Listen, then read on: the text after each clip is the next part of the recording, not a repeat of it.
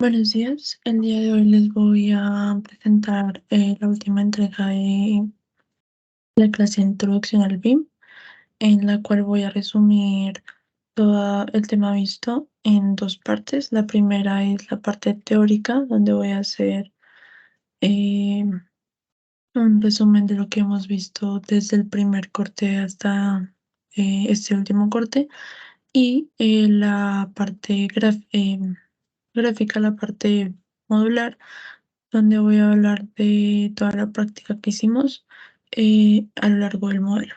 Entonces, bueno, primero, partiendo del inicio, que es BIM, o Building Information Modeling, es una metodología la cual busca trabajar de forma colaborativa para crear y gestionar un proyecto. Su principal objetivo es integrar todas las partes interesadas del mismo, tanto la parte que ofrece el proyecto, la parte que lo construye, como la parte que vendría siendo lo que es el cliente. Y funciona a través de el ambiente común de información, que es como para que todas las personas puedan tener acceso a la información de forma sincrónica y asincrónica, que ya lo voy a explicar más adelante. Entonces, BIM también nos habla de la ISO 19650, que es una norma internacional de gestión de la información que es importante tener en cuenta, la cual también nos habla de algo muy importante que vendrían siendo los estados de información. Entonces, existen 4 estados de información, los cuales van a ser trabajo en progreso, compartido, publicado y archivado. A partir de eso, así va a estar dividido nuestro CDE, lo que les vendría diciendo que es el ambiente común de información, nuestra nube. En nuestro caso, usamos la nube de OneDrive para realizar todo este árbol de información. Entonces, en el trabajo en progreso, tenemos toda la información que no ha sido aprobada, la información que nosotros estamos trabajando en ella, la información que se maneja al interior antes de ser compartida. Después de que esta información pasa a un estado de aprobación por pues, los miembros del equipo, pasa al estado de compartida, donde se va a permitir el desarrollo colaborativo del modelo de la información. Después de que esta información pasa a estar autorizada, va a estar publicada, que es cuando ya otras personas tienen acceso a la información, donde puede que se le haya mostrado versiones al cliente, etcétera, etcétera. Y después de que esta información que mostramos haya sido verificada, va a pasar a estar archivada, la cual se va a dividir en dos tipos de archivo. Va a ser archivo obsoleto y archivo aprobado. En el obsoleto van a ser todas las versiones preexistentes que no vamos a usar, modelos que no usamos, presentaciones que no usamos, Exceles que no usamos, etcétera. Y en la aprobada, que pues es ya la que ha sido verificada por el cliente. Em, entonces, básicamente podemos ver que el estado, lo que cambia es el estado de la información. Va a pasar por estos 4 estados. Este es el ejemplo de cómo lo hemos manejado nosotros en las carpetas.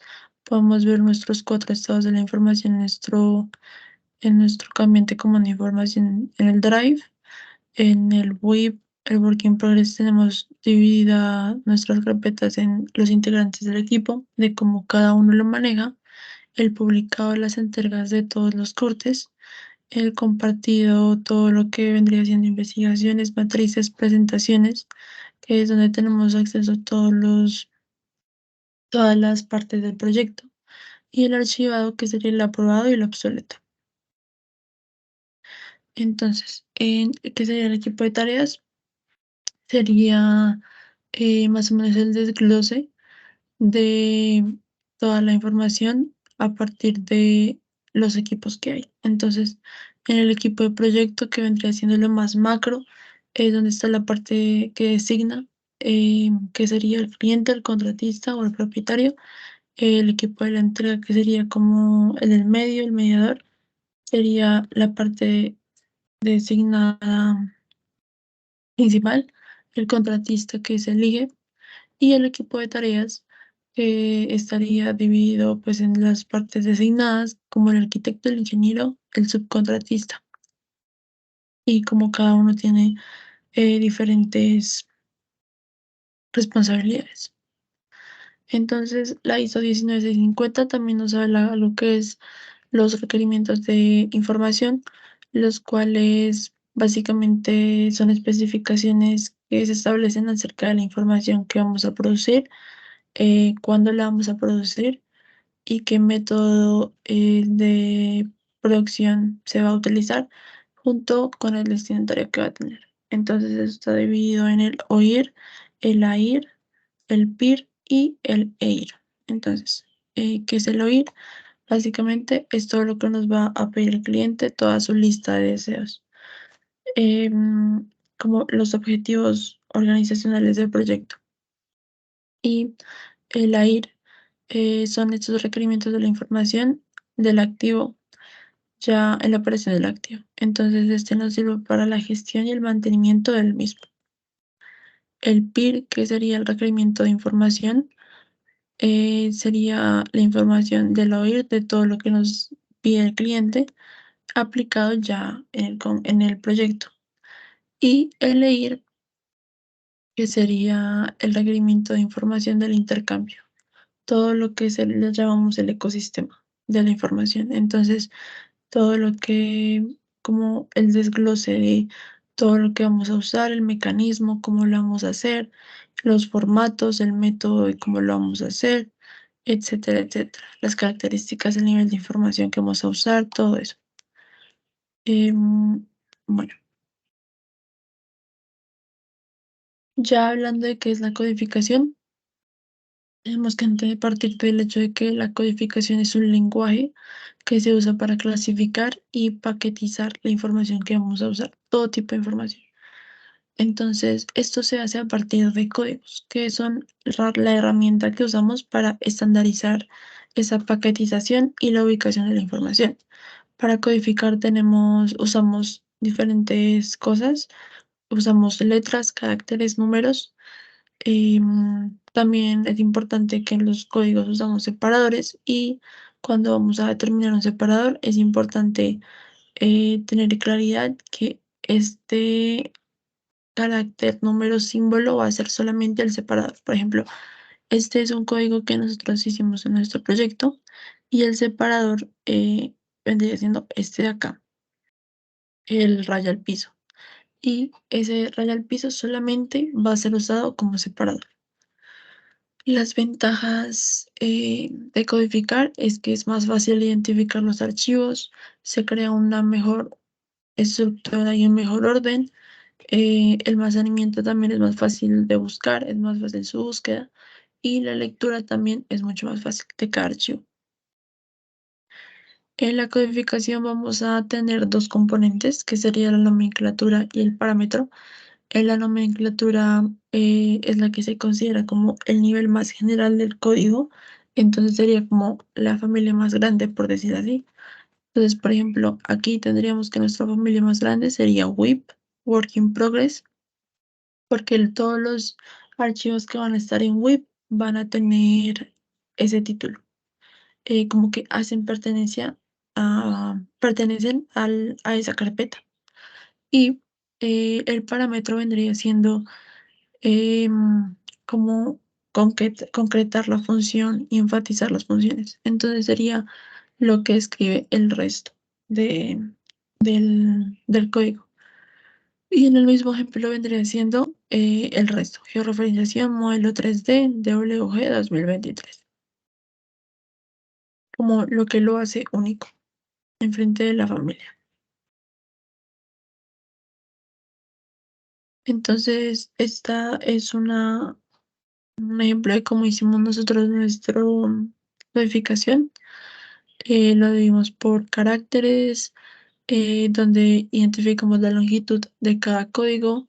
La longitud es la cantidad de letras que va a adquirir y la simbología. Por ejemplo, presentación tiene una longitud de 4, lo que requiere 4 letras. ¿Y qué haría pres? Aquí podemos ver en las matrices nuestra matriz de codificación, y vendría siendo esta. Entonces, como les he explicado, todas tienen como su carácter. Por ejemplo, estas de ubicación, en qué parte del CD se encuentra. Estas son de unidad de medida. Estas son de acuerdo a el nivel que manejen, el proyecto, el formato, la fecha, y todas tienen su respectiva longitud y cómo terminaría su simbología. Listo. En cuanto a la base de datos, básicamente hace referencia a la cantidad de datos que se generan, almacenan y comparten durante todo el ciclo de vida de la metodología BIM. Y estos pueden ocupar tanto elementos geométricos como no geométricos, ya sea costos, tiempo, sostenibilidad, seguridad, etcétera. Pues lo más importante de todo es que entender que manejamos la información. Y la información son datos integrados que pues se integran para generar un mensaje. La información más la integración nos da lo que sería el lenguaje. Es fundamental definir un lenguaje común para que la comunicación sea factible, em, y básicamente pues sea más fácil. Bueno, ¿qué son los modelos centro de referencia? Básicamente son aquellos modelos iniciales donde se definen criterios para modelos posteriores de distintos tipos de modelos. Y su objetivo principal es centralizar toda la operación y gestión de referencia en un solo modelo de control y de operación. Entonces, este sería la herramienta principal del modelo de referencia. El modelo central de referencia sería la georreferenciación, la cual nos va a permitir integrar todos los modelos. Por ejemplo, en nuestro caso, nosotros tenemos lo que es el survey point, que es aquel que nos ubica en el mundo, en nuestro caso la calera. Este survey point, todos lo vamos a tener igual. Y nuestro base point, que es aquel que nos ubica en el proyecto a cada uno. Entonces, la georreferenciación es supremamente importante porque así nos vamos a ubicar todos en el mismo plano, y todo esto nos va a permitir una mejor operación y gestión del proyecto, del modelo. Entonces, los modelos federados consisten en la unión sobre la par todos los modelos digitales que tienen una especialización en el proyecto, una disciplina diferente, ya sea el modelo estructural, el de instalaciones, el arquitectónico. Entonces aquí podemos ver un ejemplo. Por ejemplo, este sería el modelo estructural, este sería el modelo arquitectónico, y cuando los solapamos tiene que coincidir. Esto es lo que nos ayuda a facilitar mejor la información y la coordinación entre las disciplinas que estén involucradas. También nos ayuda a ver interferencias, y, por ejemplo, detectar cualquier problema que esté relacionado con el diseño. Si alguna viga pasa por donde pasa un cable de luz o una instalación, es más fácil verlo en modelo y no ya en la obra cuando esté construida. Entonces, primero esto nos ayuda a economizar y a, a cambiar más fácilmente de forma digital. El IFC en el modelo federado es un formato que nos permite la interoperabilidad entre aplicaciones de software BIM. Es un formato de archivo que no pertenece a ninguna institución. Y el objetivo principal es que se asegure la conectividad de forma segura entre los distintos modelos. Bueno, el objeto BIM, ¿qué es? El objeto BIM es un modelo geométrico que se realiza con la aplicación de software arquitectónica, de arquitectura BIM, ya sea Archicad, Revit, Allplan, SketchUp. Está compuesto por diferentes parámetros, por diferentes geometrías y pues se forma a partir de esto. Entonces, en cuanto a sus especificaciones, si el objeto es paramétrico, va a tener todo lo que sería su tabla como de contenidos, donde vamos a ver todos los valores posibles del objeto. Todas sus dimensiones, todos sus parámetros, todas sus características. ¿Qué son las dimensiones BIM? Las dimensiones BIM son tipos de información que vamos a manejar en todo el proyecto. Existen 10 dimensiones BIM y podemos trabajar en simultáneo distintas dimensiones BIM en, en el mismo proyecto. Entonces, la dimensión 1 empieza desde que la información viene de la idea, la dimensión 2 desde la bocetación, la 3 de la dimensión en tercera dimensión, la 4 es la que nos habla más de lo que son los tiempos, la 5 del presupuesto, todo lo que hablamos de la parte económica, el control de materiales, pagos, etcétera. Y así sucesivamente. Bueno, ¿qué es BIM Initiative? Es una estructura de modelo que no tiene fin de lucro, que su principal objetivo es compartir conocimiento sobre lo que es BIM. Entonces, lo que hace es que desarrolla un lenguaje donde quiere transformar todo aspecto, tema complejo y volverlo más simple para que las personas tengan más acceso a él. Es más educativo. Lo que pretende es que quiere como quitar todas esas barreras que hay tal vez por dificultad de lenguaje para que las personas tengan una estructura más clara para recolectar y organizar el conocimiento.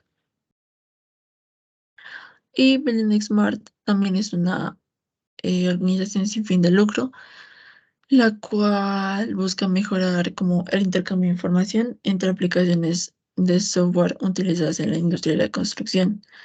Entonces, lo que hacen es que te dan como manuales de entrega de información, te mantienen como al tanto de nuevas noticias como relacionadas con BIM y también es como redes de apoyo y comunidades de apoyo para que las personas tengan mayor acceso a él. Entonces, una nos da lo que es como el conocimiento, nos desglosa los temas para poder entenderlos y la otra nos da herramientas que podemos usar.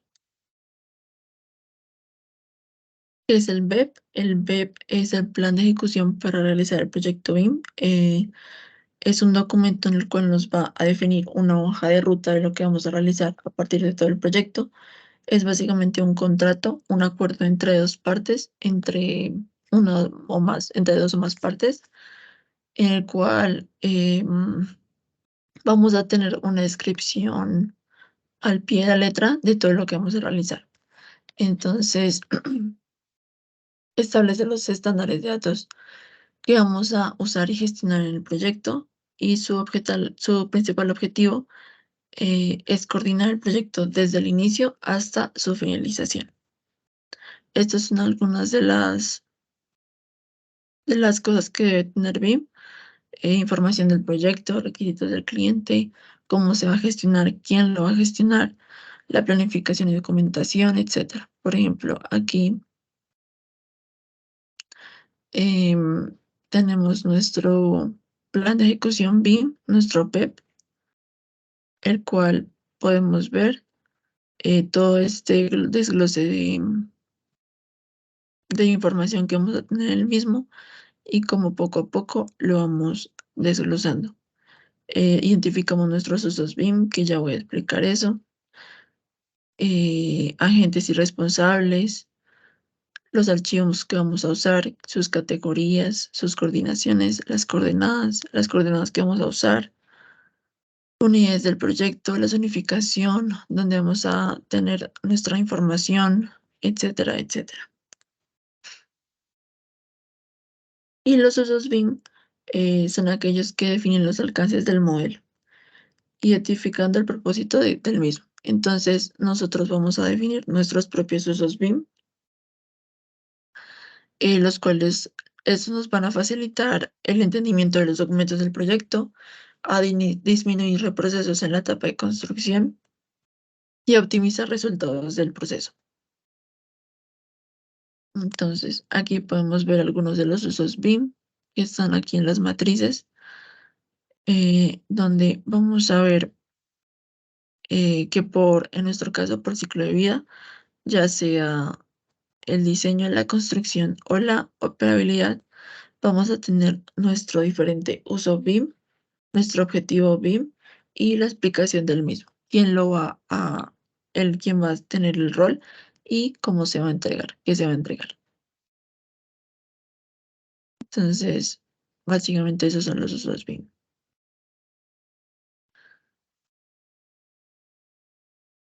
Bueno, ¿qué son los roles BIM? Los desempeñan diferentes profesionales a lo largo de todo el ciclo de vida. Pueden aparecer en distintas partes del ciclo de vida los mismos roles BIM. Em, y pues son básicamente para la colaboración en el proceso de diseño y gestión del proyecto, del activo. Entonces podemos aquí ver, por ejemplo, quién sería siendo el interesado, que sería siendo la empresa macro, el usuario, eh, como de qué está encargado principalmente, constructor, residente, etcétera, su nombre y la disciplina en la que está. Entonces aquí también tenemos nuestra matriz de interesados. Aquí podemos ver lo que les contaba. Los usuarios, el nombre, su disciplina, cómo lo contactamos, sea teléfono, correo, en qué etapa aplica, en BIM, BAM o BOM, qué herramienta va a usar y en qué estado de información va a estar. Entonces, siguiendo con esto, también hablamos de lo que es el protocolo BIM, que es una hoja de ruta del proceso, la cual nos va a establecer pautas. Existen diferentes tipos de protocolo BIM, pero nosotros nos vamos a centrar en el gráfico. Ya se los voy a explicar. Pero entonces, pues siguiendo, es un paso a paso de un proceso que está estandarizado. Entonces, nuestro protocolo gráfico vendría siendo este de acá,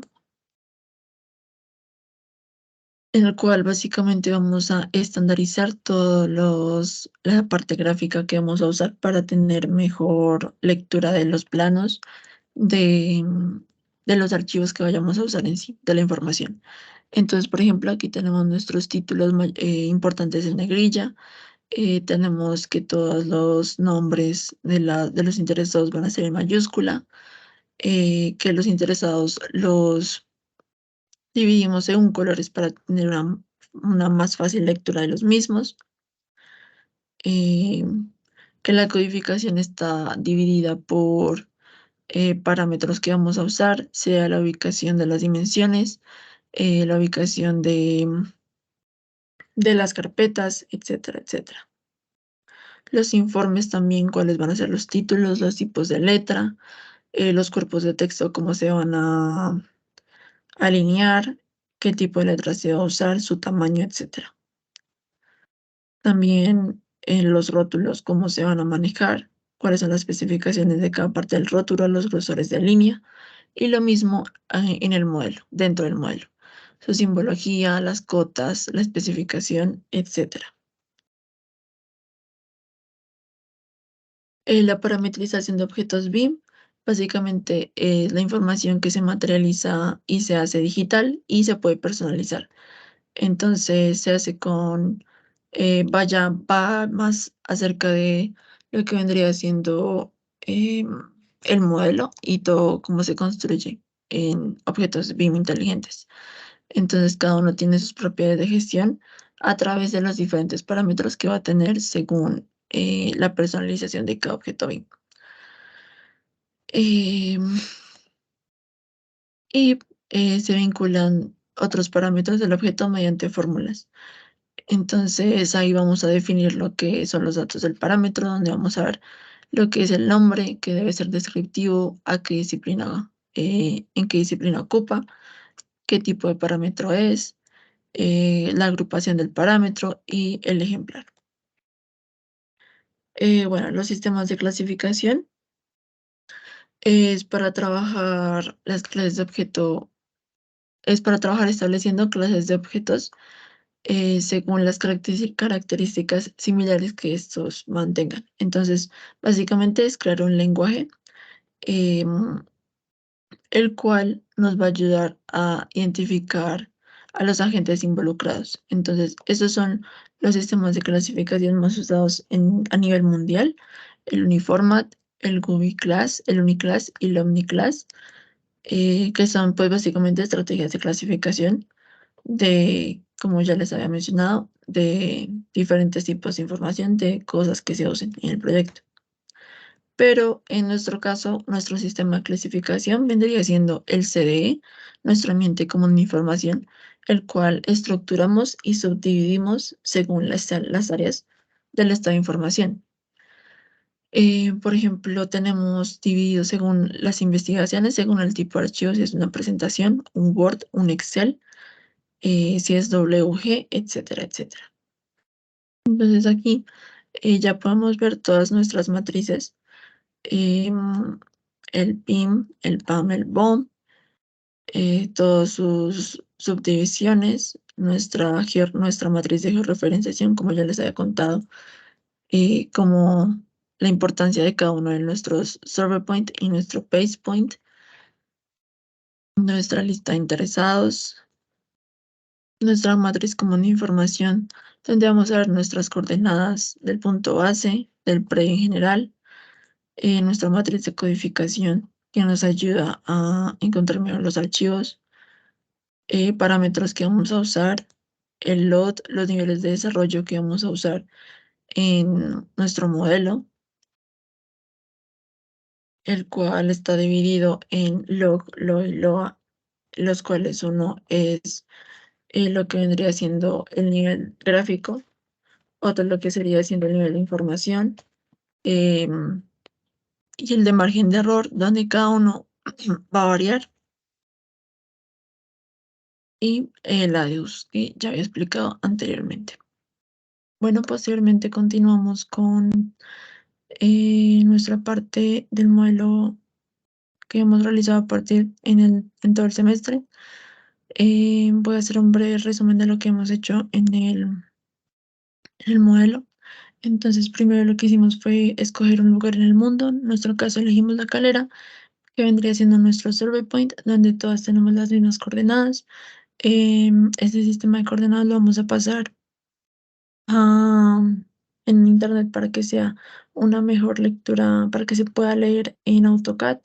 Ingresamos esas coordenadas en AutoCAD y tendríamos lo que es nuestro survey point, que nos ubica en el mundo a todas las integrantes del equipo, que sería La Calera. Posteriormente, cada una va a tener un base point, que es lo que nos va a ubicar en nuestro predio. Realizamos dos tipos de modelo fantasma, que sería el modelo estructural y el modelo arquitectónico. Entonces lo que vamos a hacer es que vamos a sobrepalar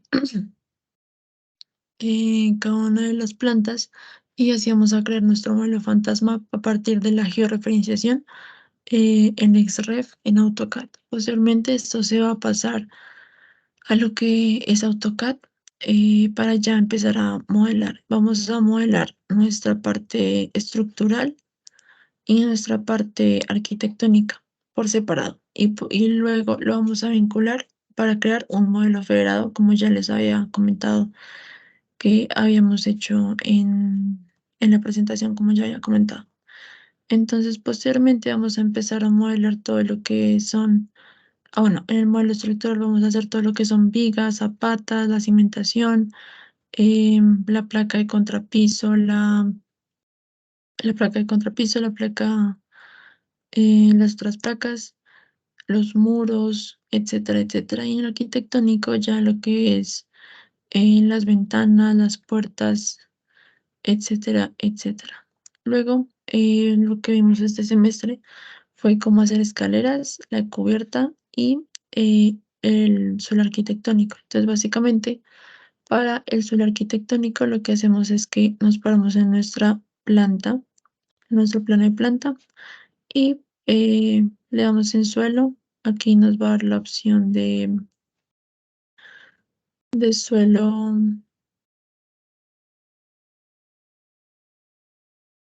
nos va a dar la opción de suelo arquitectónico o estructural, le damos en arquitectónico y lo empezamos a dibujar según como sea nuestra planta. Yo ya lo tengo pues en el archivo, lo dibujamos, etcétera, etcétera, y aquí le damos chulito para que se cierre.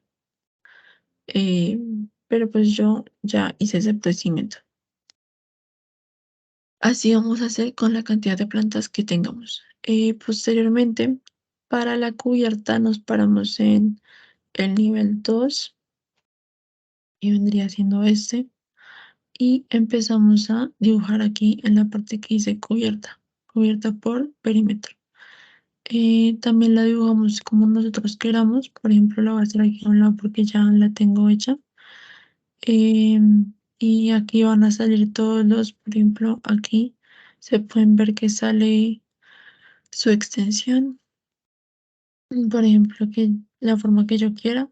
Y aquí van a salir a cuánto el ángulo de la cubierta, desde la cubierta. Entonces, por ejemplo, aquí le puedo dar clic y cambiar la pendiente de la cubierta. Entonces, ya sea que yo le quiera poner 50 a un lado y quiera cambiar este que esté en 30, sino que quiero que esté a 20. Y así vamos a elegir la pendiente de nuestra cubierta como la deseemos. Y ya le damos en chulito y quedaría hecha nuestra cubierta.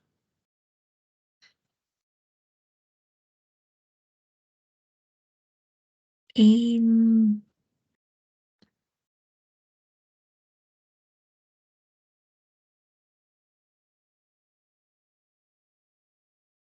entonces, aquí ya podemos ver cómo se vería esta cubierta que nos acabamos de inventar.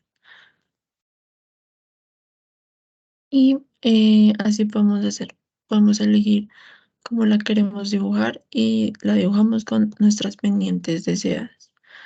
Ya en las escaleras, lo que vamos a hacer, como podemos ver, ya aquí tengo mis escaleras. Lo que vamos a hacer es que nos vamos a ir a la parte de escaleras en el nivel 1. Aquí podemos ver la descripción, las propiedades, donde inicia la escalera, que sería el nivel base, nivel 1, y donde finaliza el nivel superior, nivel 2.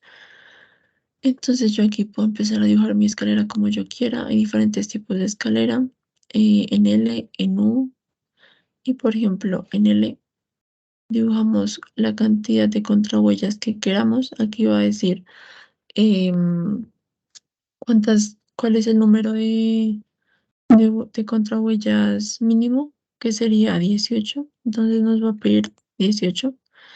Y aquí van a estar, se van a ir dibujando. Entonces aquí nos va a decir cuántas hemos creado y cuántas nos quedan. Entonces, por ejemplo, yo quiero crear aquí 8 y quiero hacer un descanso. Entonces yo puedo dibujar mi descanso y lo quiero así.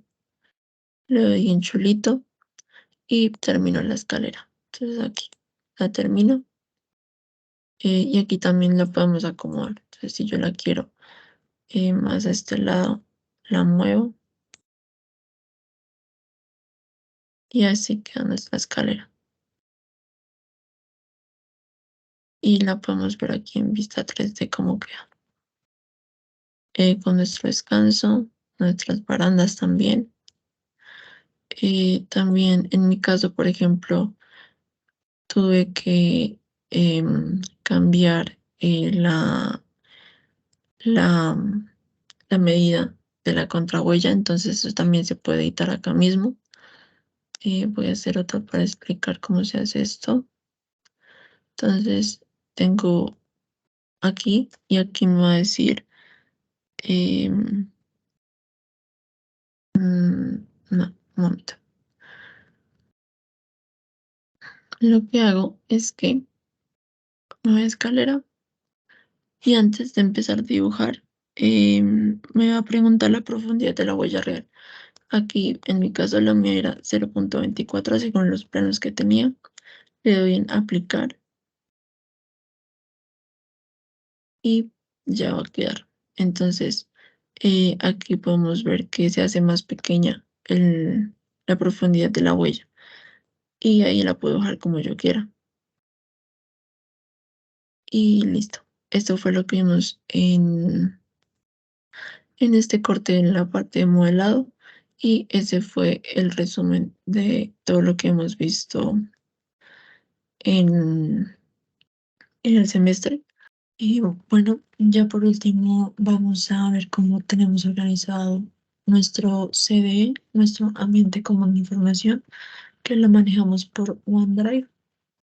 Entonces, en nuestra carpeta de BIM vamos a ver cómo tenemos nuestros cuatro estados de información, como en Work in Progress cada uno tiene su carpeta que integrante del equipo. Podemos ver que tenemos los archivos CAD, donde vamos a tener nuestra geolocalización, donde vamos a tener nuestro plano de localización central con nuestro XREF y nuestra planimetría general, que está dividida en arquitectura y estructura y sus planos correspondientes de cada uno. Em, También en el Revit tenemos también dividido en arquitectura, donde vamos a tener nuestro coast de arquitectura, donde va a estar solamente nuestra planta geolocalizada, nuestro levantamiento arquitectónico, que ya es cuando pusimos todo lo que son muros, ventanas, puertas, nuestro de estructura, que tiene exactamente lo mismo con su respectivo levantamiento de vigas, columnas, zapatas, etcétera. El central, que es donde va a estar exactamente nuestra geolocalización para en Revit, y el vinculado, que es donde vamos a tener nuestro proyecto vinculado de arquitectura y, y estructura en uno solo, y nuestro último proyecto de tercer corte con nuestras escaleras y nuestra cubierta. Eso por la parte modelada. En el compartido vamos a tener todo lo que serían las investigaciones de los cortes, nuestras matrices, nuestras respectivas matrices que ya había mostrado anteriormente, em, nuestras presentaciones que realizamos a lo largo de todos los cortes, cómo terminamos el protocolo gráfico, que ya se los había mostrado también. Y por último, tendríamos publicado que sería la entrega de los cortes, dividido pues en los integrantes del equipo, su respectivo video y el archivado que, como había mencionado anteriormente, está bien aprobado y obsoleto, según la información que vayamos a dejar en cada uno. Entonces, eso sería todo lo que vimos a lo largo de este semestre. Em, Les recuento de lo que vimos en los tres cortes y cómo lo aplicamos a nuestro proyecto. Muchas gracias.